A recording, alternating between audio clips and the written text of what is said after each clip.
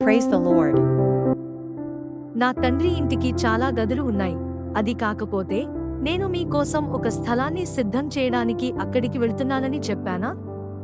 మరియు నేను వెళ్ళి మీకోసం ఒక స్థలాన్ని సిద్ధం చేస్తే నేను ఉన్న చోట మీరు కూడా ఉండేలా నేను తిరిగి వచ్చి మిమ్మల్ని నాతో ఉంచుకుంటాను. యోహాను 14:2-3.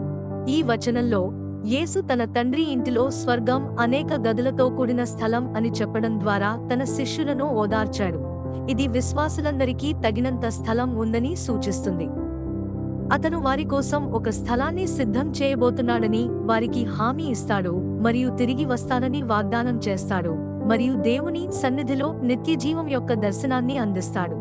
ఈ ప్రకరణము యేసు తన అనుచరుల పట్ల కలిగి ఉన్న వ్యక్తిగత శ్రద్ధ మరియు నిబద్ధతను నొక్కి చెబుతుంది.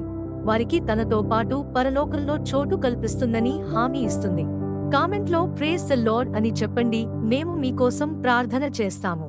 సబ్స్క్రైబ్ చేసి దేవుని వాక్యాన్ని రోజూ విని దేవునికి కృతజ్ఞతాస్తుతులు చెల్లిద్దాం. Amen.